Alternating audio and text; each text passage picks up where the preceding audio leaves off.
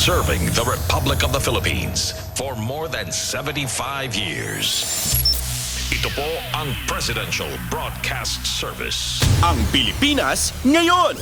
Narito na ang pinakamainit na mga balita na nakalap sa bawat sulok ng bansa. Ihahatid sa bawat Pilipino saan man kayo sa mundo. Ang Pilipinas ngayon! Pakinggan ang bawat kaganapan sa bawat lalawigan. Ito ang Pilipinas ngayon!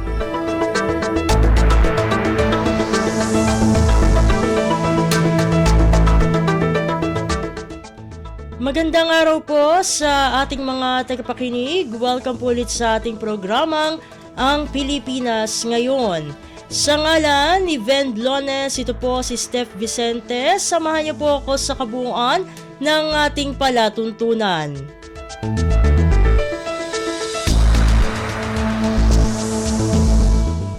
Tulad ng dati, mapakikinggan po ang ulat ng ating mga kapatid na himpilan. Sa probinsya, ang ating mga segmentong balitang negosyo at kalakalan, balitang sports, at balitang artista maging ang ilan sa mga pangunahing balita mula dito sa ating bansa. Yan po sa kabuuan ng ating palatuntunan, ang Pilipinas Ngayon. Kumpleto, detalyadong balitaan, di papahuli sa mahahalagang kaganapan. Kamustahin ang inang bayan, ang Pilipinas Ngayon!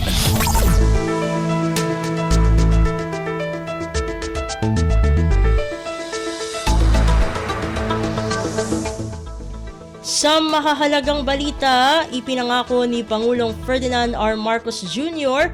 na walang magugutom na Pilipino sa ilalim ng bagong Pilipinas.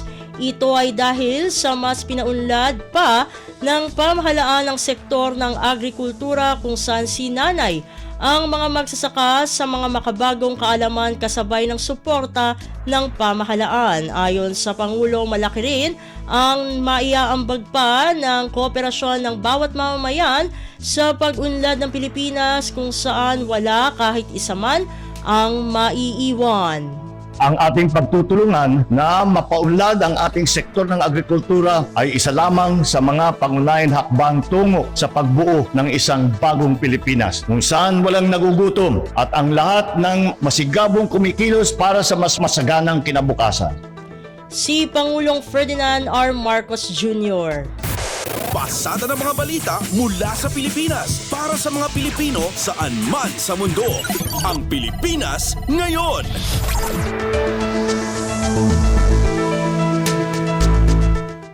Sa iba pang balita, ipinagbawal na ng Department of Agriculture o DA ang pag-angkat ng buhay na baka at buffaloes at iba pang produkto nito mula sa Libya, Russia, South Korea at Thailand.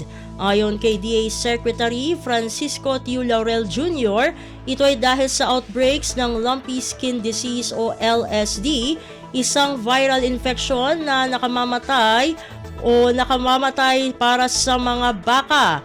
Dahil dito, agad ipinag-utos ni Secretary Laurel ang agarang suspensyon ng pagproseso, ebalwasyon at pag-issue ng sanitary at phytosanitary clearances para sa pag-angkat ng buhay na baka at buffalo at kanilang produkto batay sa ulat ng National Center for Biotechnology Information na itala ang unang outbreak ng LSD sa Southeast Asia noong 2020, partikular sa mga bansang Vietnam at Myanmar. Kumalat ito sa Thailand at Laos noong 2021, ngunit hanggang sa kasalukuyan ay walang naitalang kaso sa Pilipinas at Indonesia. Ang sakit sa hayop ay nagmula sa bansang Africa. Kumpleto, detalyadong balitaan, di papahuli sa mahahalagang kaganapan. Kamustahin ang inang bayan, ang Pilipinas Ngayon!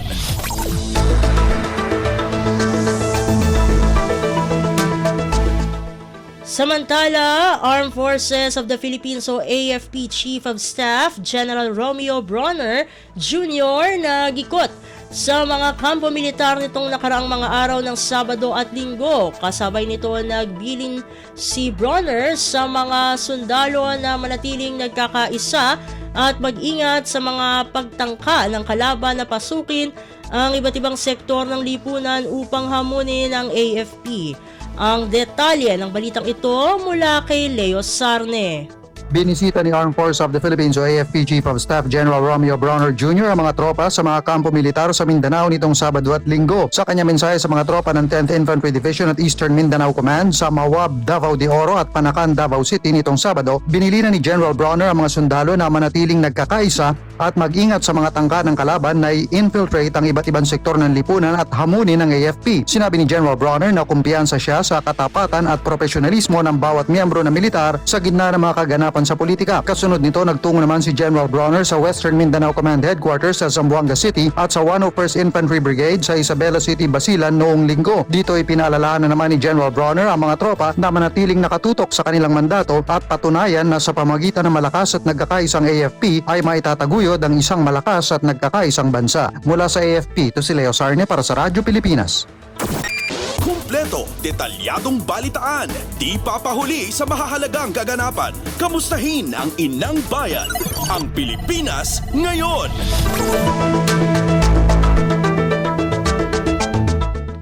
Samantala, muling iginiit ng mga matataas na opisyal ng Bangsamoro Autonomous Region in Muslim Mindanao o BARM ang kanilang suporta sa iisang Pilipinas.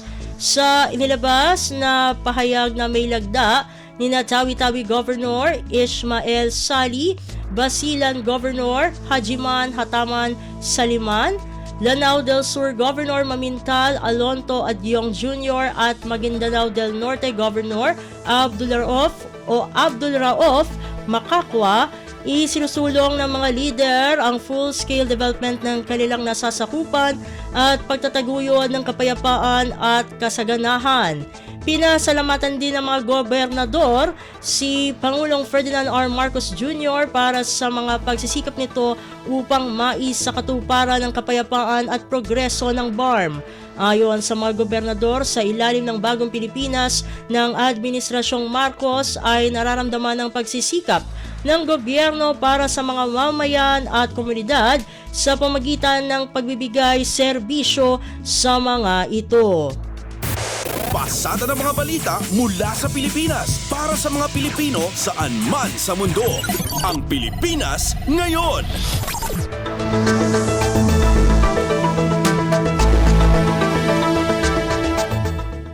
Gagawin naman ng gobyerno ang lahat upang mapigilan ang anumang pagtangka upang mahati ang Pilipinas. Ito ang binigyang diin ni National Security Advisor Eduardo Año matapos na hindi nito sang-ayunan na mahiwalay ang Mindanao sa Pilipinas. Ayon kay Año, gagamitin ng puwersa ng gobyerno ang anumang pagtatangka na maalis ang anumang bahagi ng Pilipinas sa bansa. Iginiit na Año na hindi magdadalawang isip ang gobyerno na gamitan ito ng otoridad at puwersa upang mapigilan ang anumang pagtatangka upang mabuwag ang republika.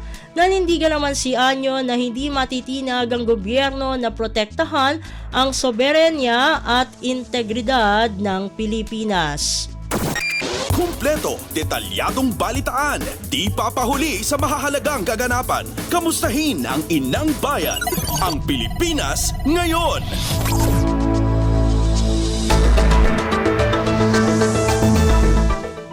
Samantala, mambabatas na nawagan sa mga ahensya ng gobyerno na palakasin ang kanilang website firewalls.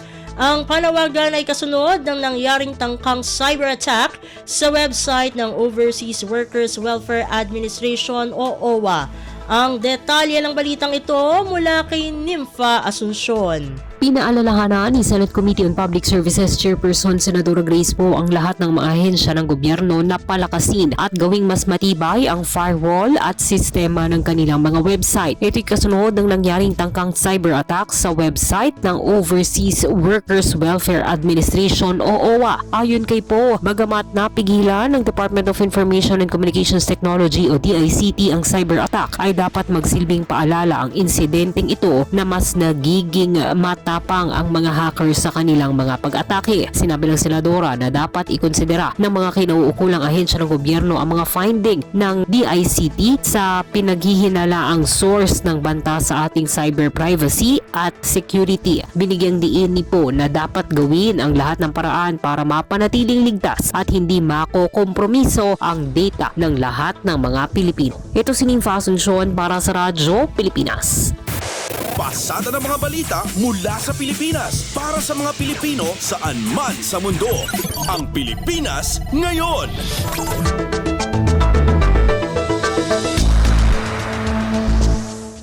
Sa kaugnay na balita, House Speaker Martin Romualdez nagpahayag ng pagkabahala hinggil sa ulat ng Department of Information and Communications Technology o DICT na nagkaroon ng data breach sa ilang mga ahensya ng gobyerno. Ayon kay Romualdez, maituturing na itong usapin na may kinalaman sa national security at public interest at kailangan ng agarang aksyon lalo at ilan sa mga ahensyang na biktima ay critical domains gaya ng cabsec.gov.ph, coastguard.gov.ph, cpbrd.congress.gov.ph, dict.gov.ph, DOH o DOJ.gov.ph at ncws.gov.ph maliban pa sa private domain ni Pangulong Ferdinand R. Marcos Jr. na isa ng usapin ng national security. Ayon pa sa House Speaker, nakakabahala aniya ang ulat ng DICT na ang mga hacker ay nagsasagawa umano ng operasyon mula sa China. Iginit ni Romualdez na ang pag-atake sa mga sistema sa internet ay hindi lamang banta sa pamahalaan kundi pagnanakaw sa sariling tahanan. Dahil dito, ipinatatawag ni Romualdez ang DICT upang magsagawa ng briefing sa harap ng House Committee on Public Information at House Committee on Information and Communications Technology. Tututukan nito ang klase at lawak ng cyber attacks, hakbang para hindi na maulit at mga strategiya upang mapagbuti ang cybersecurity infrastructure ng bansa. Susuportahan aniya ng kamera sa pamagitan ng pagsasagawa ng batas na kinakailangan para sa pagpapalakas sa cybersecurity policies at protocols. Kumpleto, detalyadong balitaan, di papahuli sa mahahalagang kaganapan. Kamustahin ang inang bayan, ang Pilipinas ngayon.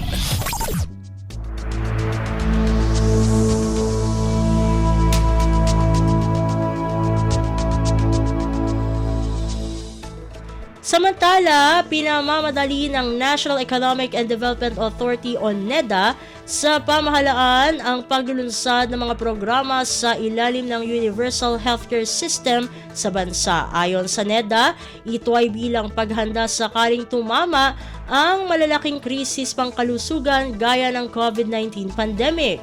Batay sa Philippine Development Report ng NEDA, dapat matuto na ang pamahalaan sa mga aral ng COVID-19 pandemic. Kabilang na rito ang pagkilala sa kritikal na papel ng developed primary healthcare, sapat na health facilities at health resilience sa malalaking health emergencies. Nakasaad pa sa ulat na dapat magkaroon ng sapat at pantay na human resources sa sektor ng kalusugan upang epektibo nitong maihatid ang serbisyo sa lahat. Pasada ng mga balita mula sa Pilipinas para sa mga Pilipino saan man sa mundo. Ang Pilipinas ngayon.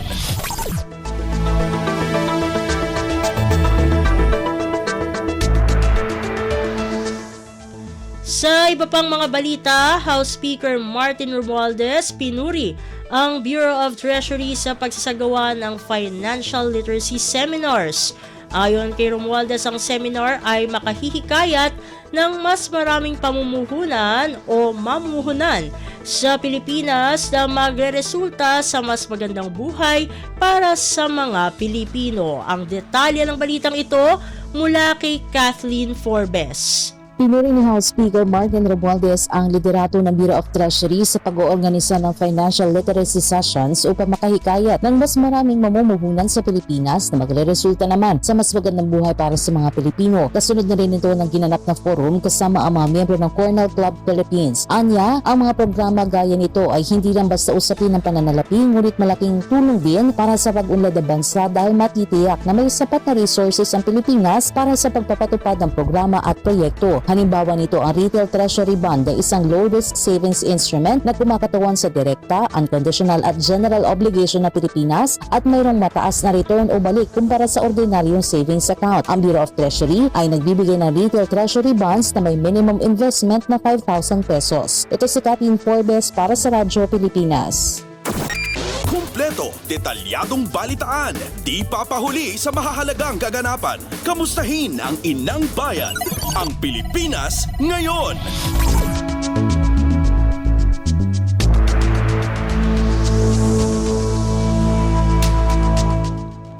Isang panukalang batas na naglalayong palakasin ang electric vehicle o EV industry ng bansa ang inihain sa Kamara ni Albay 2nd District Representative Joey Salceda. Layon ng House Bill number 9573 na amyendahan ang Republic Act number 11697 o ang Electric Vehicle Industry Development Act o EVIDA upang balansehin ang tax and duty treatment ng electric vehicles at matugunan ang mga kritikal na issue na kinakaharap ng bansa. Pangunahing layunin ng panukala na matupad ng Pilipinas ang commitments nito sa international community sa ilalim ng Paris Agreement at mabawasan ang pagdepende ng bansa sa fossil fuels. Binigyang din ni Salceda sa kanyang panukala ang pangangailangan na lumipat sa sustainable alternative sa harap ng tumataas na net petroleum import bill mula $11.57 billion noong 2021 ay sumirit sa $19.02 billion noong 2022. Iginiit pa ng kongresista ng electric vehicle sector ang key player sa pagkamit ng paglipat na ito. Kabilang sa pinaaamyendahan sa panukala ang bagong definisyon ng electric vehicles upang maisama ang two-wheeled vehicles sa saklaw ng RA number 11697. Pasada ng mga balita mula sa Pilipinas para sa mga Pilipino saan man sa mundo. Ang Pilipinas ngayon.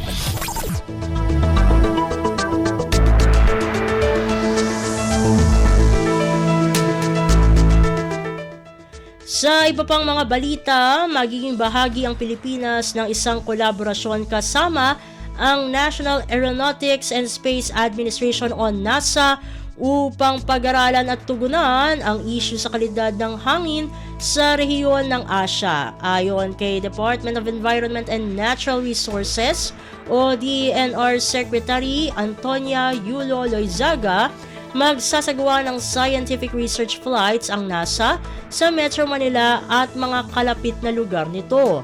Aniya, ang mga datos na maliliko mula sa pag-aaral ay gagamitin sa mga programa na layong bawasan o paagaanin ang mga problemang kinakaharap ng bansa sa kalidad ng hangin.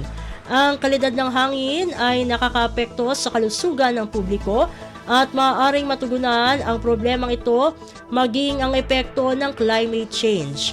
Ang NASA mission na ito ay gagamitan ng advanced satellite technology, ground-based observations at airborne missions.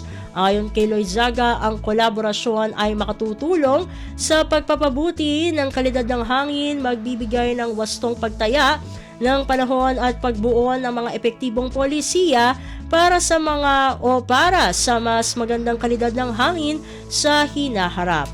Lalahukan ang balikatang ito ng mga eksperto mula sa NASA, sa Estados Unidos, DENR ng Pilipinas, National Institute of Environmental Research o NIER ng South Korea, University Kebangsaan Malaysia o UKM at Geoinformatics and Space Technology Development Agency o GISTDA ng Thailand. kumpleto, detalyadong balitaan, di papahuli sa mahahalagang kaganapan. Kamustahin ang inang bayan, ang Pilipinas ngayon.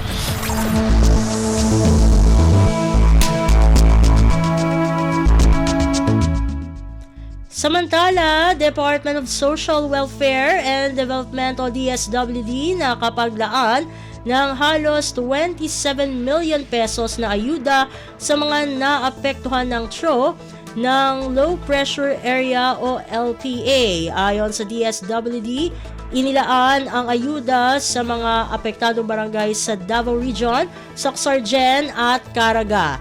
Ang detalye ng balitang ito mula kay Mary Ann Bastasa. Aabot na sa halos 27 milyong piso ang halaga ng humanitarian assistance na naihatid ng Department of Social Welfare and Development sa mga lugar na naapektuhan ng mga pag-ulang dulot ng trough o extension ng Low Pressure Area o LPA sa Mindanao. Ayon sa DSWD, inila ng ayuda sa mga apektadong barangay sa Davao Region, Socsargen at sa Caraga. As of February 4, umakyat pa sa 300,000 pamilya o higit 1 milyong individual ang apektado ng mga pag-ulan. Nadagdagan na rin sa 21,757 na pamilya o katumbas ng 82,000 na mga individual ang pansamantalang nananatili ngayon sa higit 300 evacuation centers. Una ng pinangunahan, DSWD Secretary Rex Gatchalian ang pamahagi ng tulong sa ilang mga naapektuhan ng malakas na pag-ulan at pagbaha sa Davao Oriental. Ito si Mary Ann Bastasa para sa Radyo Pilipinas.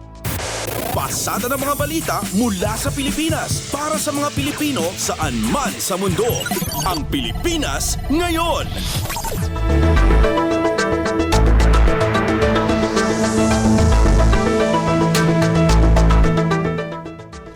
At yan ang mga mainit na balita para sa araw na ito. Samantala, ating antabayanan ang mga ulat mula sa ating mga kapatid na himpilan sa probinsya para sa Regional News.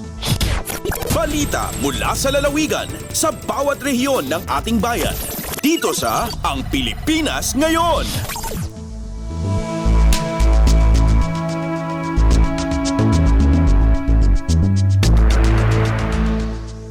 Narito na ang bugso ng ating mga regional news. Dumako muna tayo sa rehiyon ng Luzon.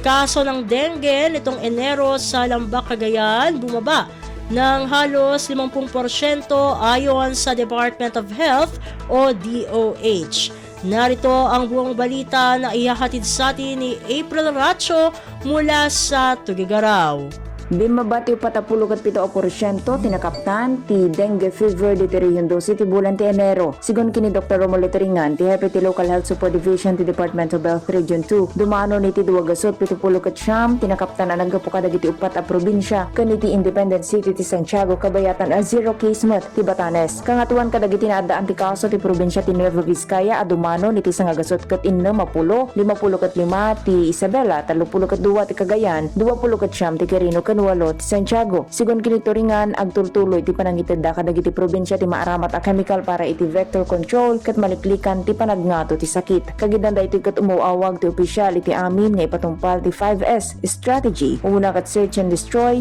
seekerly consultation, self-protection, suportaran ti fogging ken sustain hydration. Manipud ti Gagaraw City dayto ni April sa Lucon Racho para iti Radyo Pilipinas World Service. Balita mula sa lalawigan sa bawat rehiyon ng ating bayan. Dito sa Ang Pilipinas Ngayon.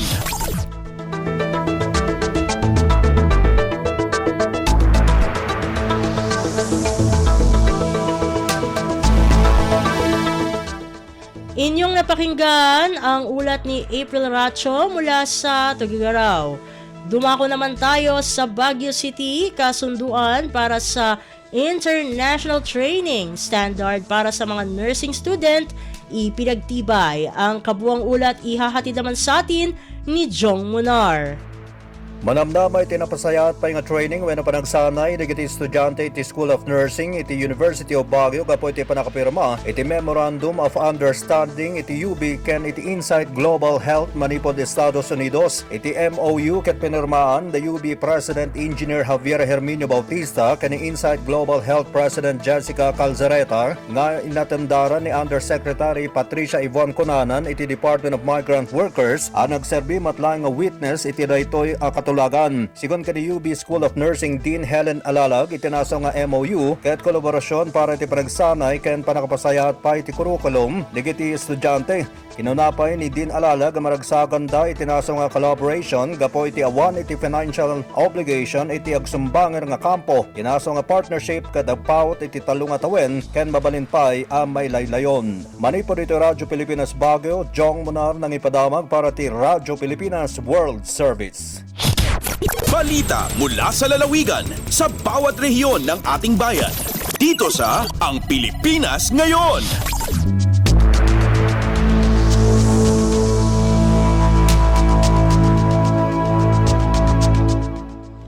Inyong napakinggan ang ulat ni Jong Munar mula sa Baguio City.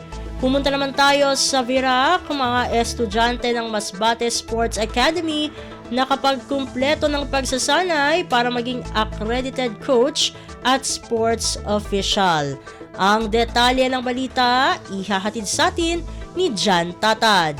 Pitong mga estudyante kan Masbate Sports Academy ang matrayumpong nakatapos ng training workshop sa coaching sa good officiating kan day pa sa nanahaloy. Ang mga nabanggit na estudyante na nasa grade 11 as in grade 12 isinairarom sa nasabing training workshop tanganing makakontribuyer buot sa lado kan sports education as in leadership. Susog sa MSA, pinagtawaan ang mga estudyanteng ininin mga nagkakanigong kaaraman, aarog kan tactical strategies hanggang sa epektibong pakikipagkomunikar. Sigun pa sa nasabing institusyon, nakatakod ini sa direktiba kan DepEd manungod sa pagproducer nin accredited coaches para sa futuro kan sports landscape nin satong nasyon. Laom kan MSA na masirbing inspirasyon ang pitong estudyante sa indang mga kapwa-atleta asin pangako kan MSA na mamantineron kaini an sa indang commitment sa paghubog bako sa kan skilled athletes kundi pati na ang masunod na henerasyon kan mga lideres sa sports. Hali digdi sa Radyo Pilipinas Virac, ini si Jan Tatad para sa Radyo Pilipinas World Service. Balita mula sa lalawigan sa bawat rehiyon ng ating bayan. Dito sa Ang Pilipinas Ngayon.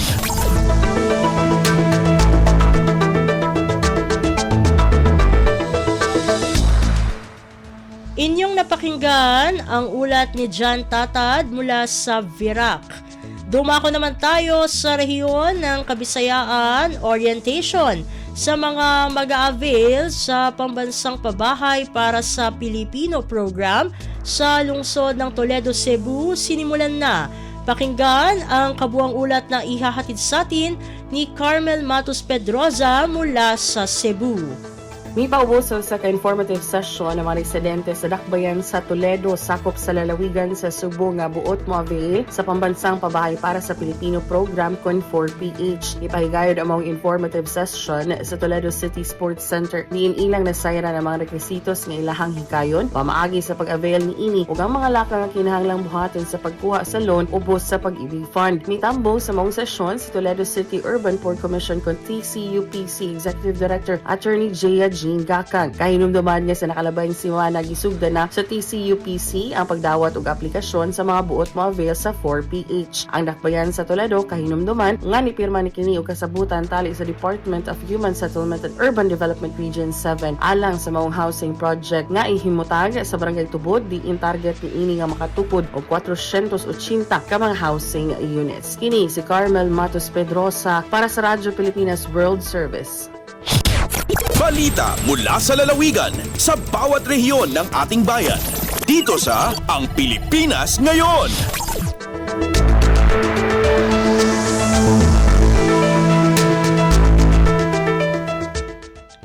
Inyong napakinggan ang ulat ni Carmel Matos Pedroza mula sa Cebu. Pumunta naman tayo sa Iloilo. Hope Project inilunsad ng Department of Science and Technology o DOST Regional Office 6 para sa mga PDL sa San Jose District Jail. Ang detalye ng balita ihahatid sa atin ni Hope Torrechante. Ginlunsar sang Department of Science and Technology Region 6 kaupod ang University of Antique ang Holistic Opportunities and People's Empowerment ukon HOPE project para sa masobra isa kagatos ka persons deprived of liberty sa Bureau of Jail Management and Penology San Jose District Jail. Tinutuyo sini nga pasangkaron ang ihibalo sa mga PDL pinaagi sa dagkalain-lain nga skills training kaangay sang bakery training, bantay panahon information system kag solid waste management training. Hatagan man oportunidad ang masobra 20 ka PDL nga makatapos sa kolehiyo sa diin ang University of Antique magatanyag sang Bachelor of Science and Entrepreneurship pinaagi sa ilang nga college education behind bars. Andom sang universidad ang zero dropout sa mga PDL kag makasaka sila sa entablado agud magbaton sang ila diploma, suksok ang ila tag sa katoga pagkatapos ang 4 ka tuig nga pagtuon. Ang programa ginpondohan pinaagi sa community empowerment through science and technology o CES program sang ahensya. May baluan nga ang CES may ara sang 5 ka component, ang livelihood, health and nutrition, disaster risk reduction, environmental protection kag human resource development. Nagikan sa Iloilo ini si Hope Torrechante para sa Radyo Pilipinas World Service. Balita mula sa lalawigan sa bawat rehiyon ng ating bayan. Dito sa Ang Pilipinas Ngayon.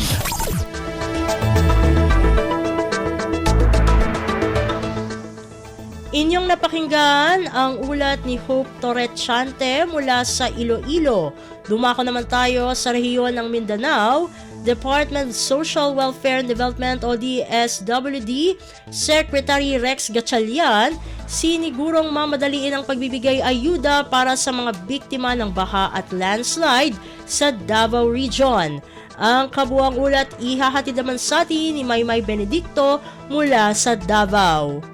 Gisiguro ni Department of Social Welfare and Development o DSWD Secretary Rex Gatchalian nga dalion sa ahensya ang pagproseso sa mga ayuda alang sa mga biktima sa baha ug landslide sa Davao Region nga labing naapektuhan sa low pressure area ni aging simana. Sa pagbisita sa sekretarya sa Davao Oriental ni atong Sabado, gibutyag niini nga nakig-alayo na ang ilahang ahensya sa lokal nga panggamhanan sa tanang apektadong mga lungsod sa Davao Region alang sa listahan sa mga apektado arong dayong maproseso ang pinansyal nga ayuda para kanila. Kinimatod pasubay sa mando ni President Bongbong Marcos kaniya nga dalion ang paghatag sa mga ayuda arong paspas nga makabangon ang mga apektadong residente ilabi na kadtong mga nawad-an ug balay. Nakahatag na ang DSWD 11 ug pasiunang mga family food packs ug ubang hinanaling tabang sa mga biktima sa tanang evacuation sites sa Davao Region, lakip dinhi ang sa Davao Oriental, Davao del Norte, Davao de Oro ug Davao City. Sa karon duna pay ginamobilize ang DSWD nga 200,000 ka mga family packs alang sa padayong pagtubag sa mga panginanglanon sa mga biktima. Sa record sa Office of Civil Defense 11, mukabat ngadto sa dulan 100,000 ka pamilya o sobra 400,000 ka mga individual sa Davao Region ang apektado sa kalamidad nga hatod sa low pressure area. Gikan sa Radyo Pilipinas Davao, Maymay Benedicto para sa Radyo Pilipinas World Service.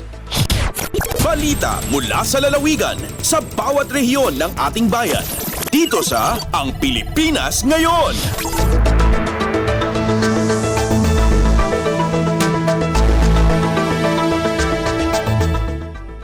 Inyong napakinggan ang ulat ni Maymay Benedicto mula sa Davao. Pumunta naman tayo sa Marawi, Lanao del Sur, Solon.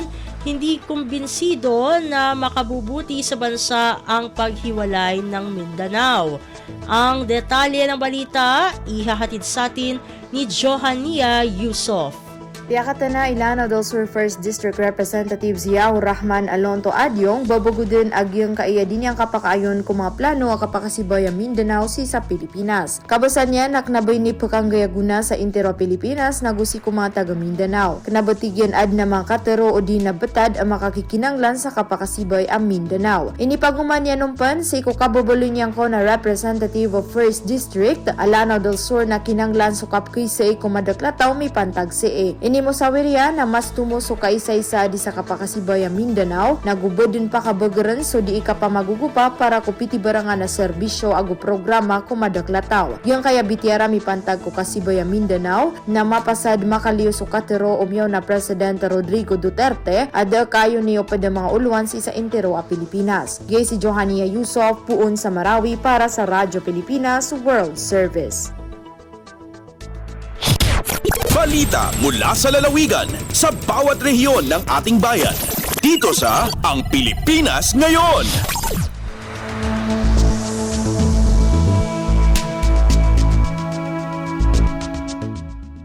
Inyong napakinggan ang ulat ni Johania Yusof mula sa Marawi. Dumako naman tayo sa Iligan. Mga residente ng Iligan City ilang araw nang nakararanas ng kakulangan sa tubig. Ang kabuuang ulat ihahatid sa atin ni Alwidad Bashir. Bag-ulang naguba ang usa sa mga dakong tubo sa supply sa tubig sa Dakbayan sa Iligan. Kini mao'y hinugdan sa kakulang sa supply sa tubig sa tibok syudad. Daghang mga residente ang nagkasinati gihapon sa pagkawala sa supply sa tubig. Gibuhat sa lokal nga kagamahanan o LGU Iligan ug sa Iligan City Water Works system ang tanan aron mabalik dayon ang supply sa mga barangay nga apektado kaayo. Samtang laing-laing mga ahensya ang nagtabang sa paghatag serbisyo sa atong mga lungsuranon sa panahon sa krisis. Ang Bureau of Fire Protection o BFP Iligan nihimog inisyatiba sa pagrasyon sa tubig sa mga residente pinaagi sa ilang mga fire trucks. Kini temporaryo nga nakaminos sa kakuwangan sa tubig sa mga lugar nga wala pa mabalik ang supply. Mula sa RP Iligan, Alwidad Bashir para sa Radyo Pilipinas World Service. Balita mula sa lalawigan sa bawat rehiyon ng ating bayan. Dito sa Ang Pilipinas Ngayon.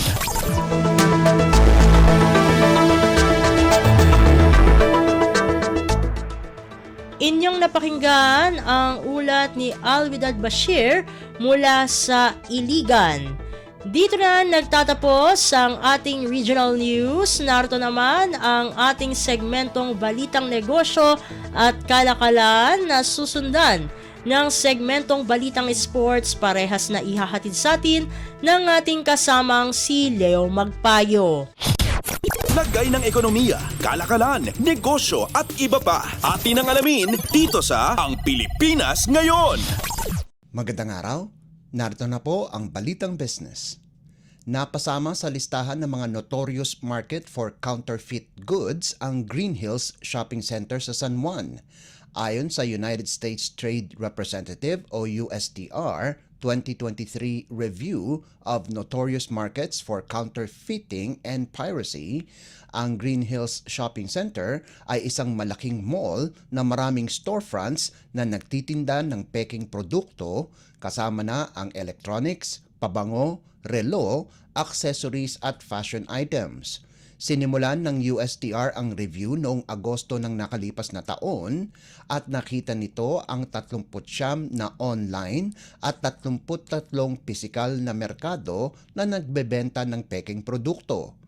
Ilan sa kilalang online commerce site ay ang Taobao, DHgate at Shopee.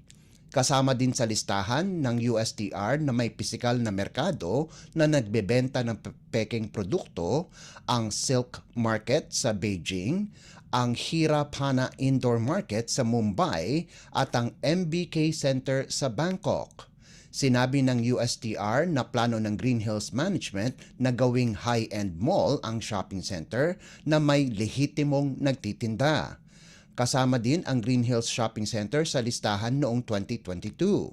Sinabi ng USTR na nakikipagtulungan ang Intellectual Property Office of the Philippines o IPOPHL sa management ng Green Hills para puksain ang mga illegal na vendor na nagbebenta sa shopping center.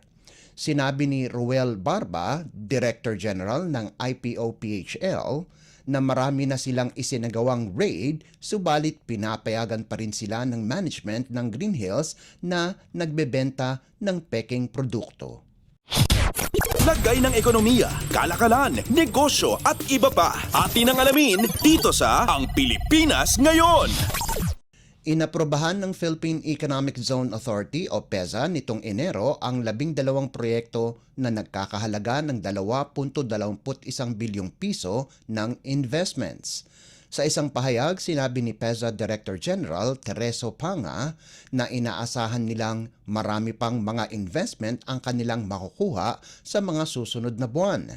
Sinabi ng PESA na naaprubahan ang mga investments noong nagkaroon ang Investment Promotion Agency ng unang board meeting na ginanap sa Baguio City Economic Zone o BCEZ noong ika-25 hanggang ika-27 ng Enero. Sa 12 bago at expansion projects, sinabi ng PESA na 7 ay mga export enterprises, 4 ay sa information technology o IT enterprises at 1 facilities business. Inaasahan na lilikha ng 69.62 milyong pisong halaga ng exports at lilikha ng nasa 1,337 trabaho.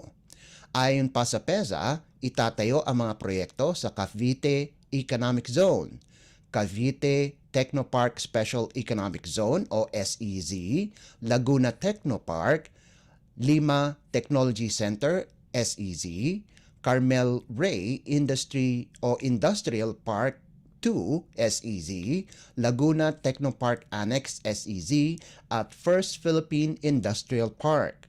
Mayroon ding mag-ooperate sa Giga Tower Bridgetown IT Park sa Quezon City, Southwoods Mall sa Laguna City, Panorama Tower sa Bonifacio Global City at Jazz IT Center sa Makati City. Lagay ng ekonomiya, kalakalan, negosyo at iba pa. Atin ang alamin dito sa Ang Pilipinas Ngayon. Patuloy ang ginagawang hakbang ng Department of Agriculture o DA upang mapabuti ang produksyon ng sibuyas sa bansa. Kabilang narito ang mahigpit na pagbabantay sa mga taniman ng sibuyas upang matugunan ang mga hamon na nakakaapekto sa kalidad at pag-ani ng mga sibuyas. Nagsagawa ng surprise inspection ang ilang opisyal ng DA sa pangunguna ni DA spokesperson Assistant Secretary Arnel de Mesa upang obserbahan ang mga taniman ng sibuyas sa Bungabon at Rizal sa lalawigan ng Nueva Ecija.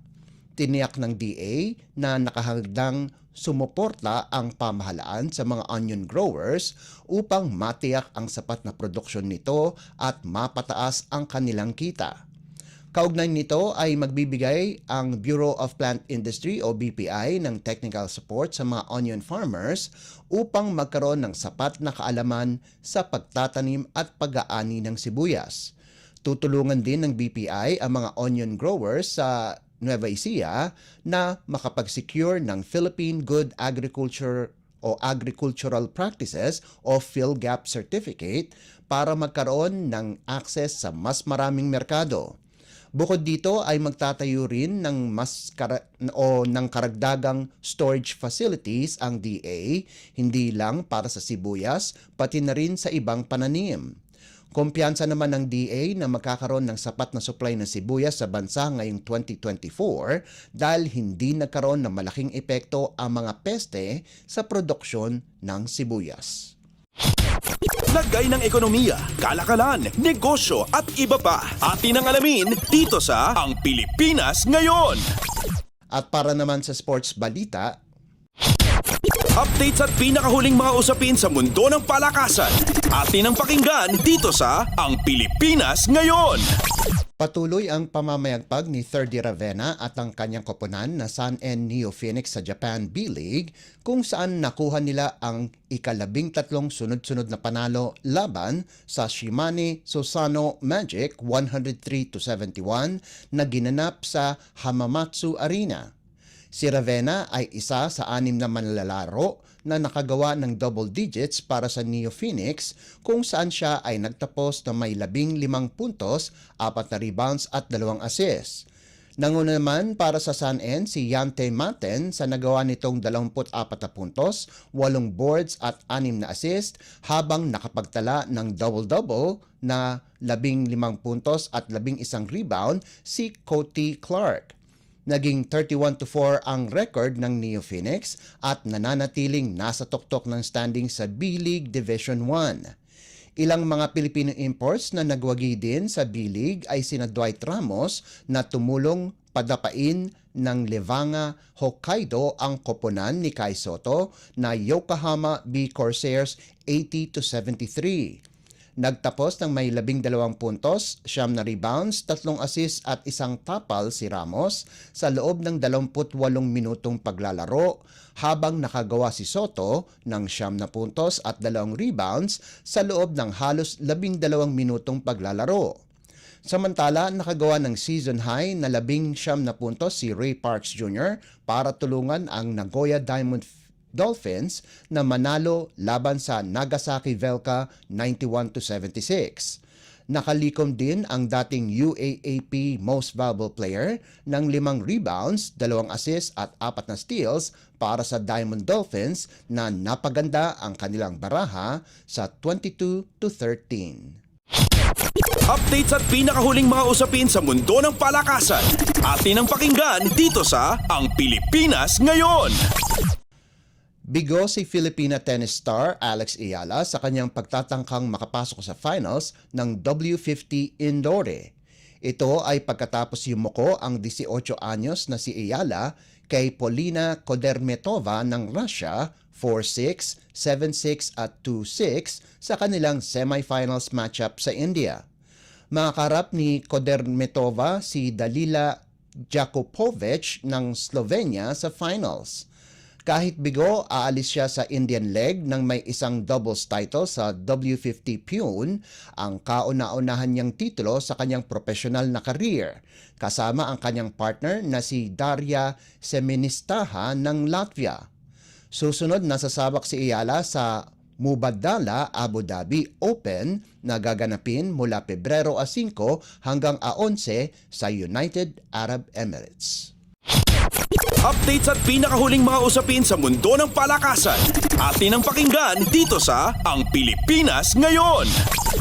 Magkakaroon ng tryout para sa mga panibagong players ang Strong Group Athletics o SGA at ng Premier Volleyball League o PVL sa Pebrero 5 hanggang 6 na gaganapin sa Gatorade Hoops Center sa Mandaluyong City. Ayon kay SGA Volleyball Consultant at Farm Fresh Head Coach Jerry Yee, magsasagawa sila ng player selection process. Sinabi ni Yee na naghahanap sila ng mga skilled players na mabibigyan ng pagkakataon na ipakita ang kanilang galing at potensyal kasama ang mga profesional na volleyball players ng Pilipinas. Hinikayat naman ni SGA owner Frank Lau na magpartisipa ang mga players mula Visayas at Mindanao, pati na rin ang mga nakapagtapos sa kolehiyo na ipakita ang kanilang talento sa tryout. Ang Strong Group ang kumuha sa pwesto ng girl floor na namaalam na sa torneo nitong Enero. Naging 2 na ang koponan ni Lau sa PVL, kasama na ang Farm Fresh. Unang masisilayan ng Strong Group sa pagbubukas ng PVL All-Filipino Conference itong darating na Pebrero 20. Updates at pinakahuling mga usapin sa mundo ng palakasan. Atin ang pakinggan dito sa Ang Pilipinas Ngayon. At yan ang pinakahuling balita sa larangan ng palakasan. Para sa Radyo Pilipinas World Service, ito po si Leo Magpayo. Magandang araw. Updates at pinakahuling mga usapin sa mundo ng palakasan. Atin ang pakinggan dito sa Ang Pilipinas Ngayon.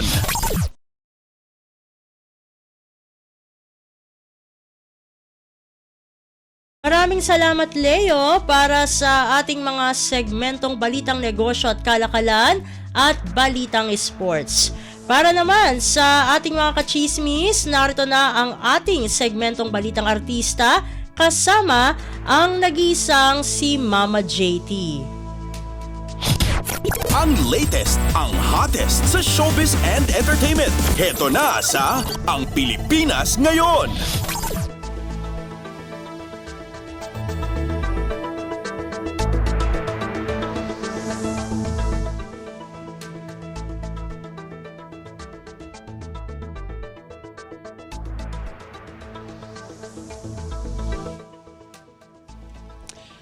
Hello, magandang araw sa ating mga chismoso at chismosang nag-aabang ng ating balitang artista. Nandito na si Mama JT para magatid ng mga trending na balita sa mundo ng showbiz. So ito na ang ratsyada ng mga chika. Ito malungkot na balita, pumanaw na ang ABS-CBN Dreamscape entertainment head ang batikang TV producer na si Roldeo Deo Endrinal. Ito ay base na rin sa post ng nag-iisang niyang anak na si PJ Endrinal sa Facebook account nitong February 3. And sa caption nito ay tila mahirap para kay PJ na ibalita ang pagpanaw ng kanyang ama at nagpasalamat ito sa kanyang ama na nag-alaga at ipinadaman nito sa kanya kung gaano ito kaswerte sa buhay kapiling ang kanyang ama. At masakit para sa nag-iisang anak ni Deo ang pagkawala ng kanyang tatay at umaasa ito na magiging mapayapa ang kanyang kaluluwa. At sinariwan nito ang mga magagandang alaala nito sa kanyang pamilya. At pamamaalam niya sa nasabing post, quote and unquote, "For now, rest in paradise, Daddy. I love you so much." At yun nga, dahil sa, at ikinagulat nga ito ng buong industriya ng showbiz ang biglaang pagyao ni Sir Deo, lalo na ang lahat ng mga artistang natulungan niya noong nagsisimula pa lang sa kanilang mga karera na ngayon ay mga sikat na. Pati na rin ang mga nagsisimulang magsulat sa entertainment ay binigyan din ng puwang ng nasabing TV executive at higit sa lahat, naging mentor siya ng mga sikat na manunulat sa pelikula at telebisyon. At pati mga baguhang direktor ay pinagkatiwalaan niyang hawakan ang mga shows na pino-produce niya. At kinilala naman ng Cornerstone Entertainment President at CEO na si Erickson Raimundo, si Deo bilang isang henyo dahil sa kanyang hindi matatawarang husay at galing bilang isang producer, manunulat at isang negosyante. At maraming personalidad na nakidalamhati sa mga naiwan ni Sir Deo. At umabot na ito sa humigit kumulang 3,000 mga comments sa nasabing post na yon. At nakikirami po kami sa pamilya ni Sir Deo. At samantala ito tuloy ang kasal sa simbahan ng mag-asawang Jessie Mendiola at Luis Manzano. Pero hindi pa pinapangalanan kung saang simbahang ikakasal muli sina Luis at Jessie, ngunit sigurado ngayong buwan ng mga puso ang kanilang pagharap naman sa altar. At sa isang panayam, sinabi ni Jessie na mangyayari ang church wedding nila ng kanyang Mr. Very soon, kaya mukhang malapit na nga itong maganap. And kung matatandaan ninyo ikinasal ang celebrity couple sa pamamagitan ng isang civil wedding noong 2021. O diba? What a coincidence talaga. O talaga bang itinaon nila ang kanilang kasal sa love month? Anyway, sabi ni Jessie sa isang TV interview, makakasama nila sa church wedding ang mga kamag-anak ni Jessie na pupunta sa Pilipinas dahil hindi nakadalo ang mga ito sa civil wedding ng dalawa. And ito raw talaga raw hinintay ng mag-asawa ang tamang panahon para sa pagpapakasal nila sa simbahan na tinawag niyang intimate wedding upang masiguro na makakarating ang pamilya ni Jessie. And excited rin daw sina Luis at Jessie sa pagrampa ni Rosie o si Baby Peanut bilang isa sa mga bridesmaid. And congratulations kay Luis and Jessie. At sa panghuli nating chika for today, malayo na talaga ang narating ng kapamilya actress na si Jody Santa Maria dahil literal na malayo ang lugar na pinagbakasyonan ni Jody. At ito nga ay ang paglipad niya pa-Antarctica upang doon gugulin ang kanyang bakasyon. At ibinahagi ng aktres sa Instagram ang bagong milestone sa kanyang buhay noong February 3. And sa nasabing ring post ay ipinasilip nito ang kanyang travel sa nagyeyelong kontinente. Ayon sa post niya, quote and unquote, "Finally crossed off the 7 continents on my list." And kita sa mga larawang ipinost ng aktres ang mga penguin and seals na hindi nito pinalampas. At hindi nito pinalampas ang makuna ng litrato ang naturang lugar. At paglalahad pa niya sa naturang post, quote and unquote, "It feels like being on another planet while still on Earth. So peaceful, so quiet, so magical." And parang kay Jody, humbling experience ang marating ang pinakadulong bahagi ng mundo. Ibang-iba niya ang uri ng environment na kanyang nasaksihan doon. And part naman pala kasi ng kanyang travel bucket list ang i-explore ang lahat ng kontinente sa mundo. At nakumpleto nga ito sa kanyang pagpunta sa naturang kontinente. At bago ang kanyang journey to the south, namasyal muna ito sa Italia at Malta sa Europa. At mukhang hindi pa magtatapos ang kanyang travel adventures, kaya abangan natin yan mga kachismis. And wala na tayong oras para sa ating balitang artista. Maraming salamat mga kachismis sa pakikinig sa aking mga chika for today. Ako po si Mama JT para sa Radyo Pilipinas World Service. Ang latest, ang hottest sa showbiz and entertainment. Heto na sa Ang Pilipinas Ngayon.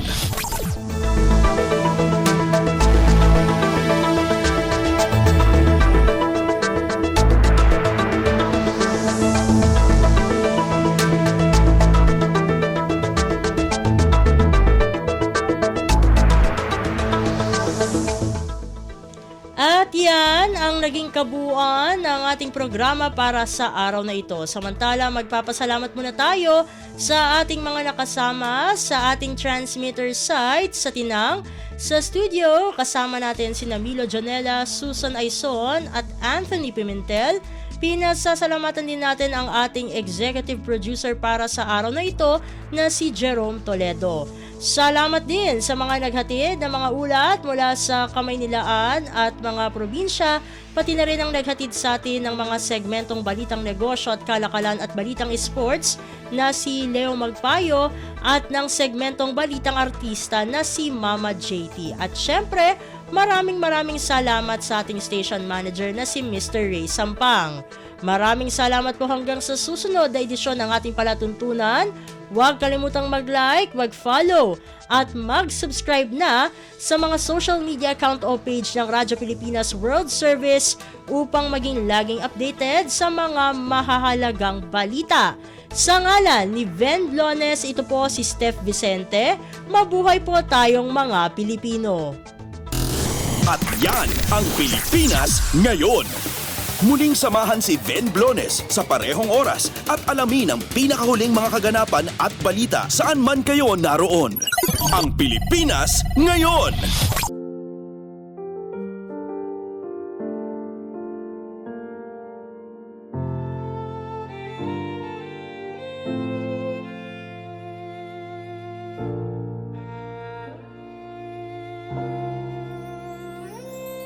Ang tanging may pamamaan ako'y edukasyong Pilipino.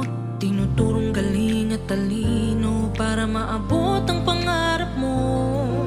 Ang tanging handog ko sa'yo'y edukasyong Pilipino. Diskarteng mula sa puso, mamamangha ang mundo. Matatag na mga guro, matatag sa mga pagsubok, matatag na mga mag-aaral, matatag na talino'y umiiral. Hinaharap ang hirap, walang takot sumugod, humahanap ng solusyon, ipaglaban ang edukasyon.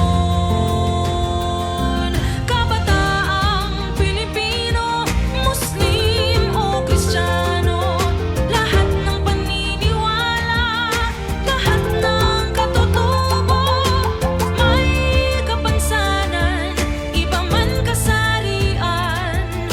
Ang ating pag-aaral ay ating karapatan. Ang ating pag-aaral, pang-ahon sa kahirapan. Matatag na mga guro, matatag sa mga pagsubok, matatag na mga mag-aaral, matatag na talino'y umiiral. Hinaharap ang hirap, walang takot sumugod, humahanap ng solusyon, ipaglaban ang edukasyon. Ang tanging alay ko sa'yo'y edukasyong Pilipino.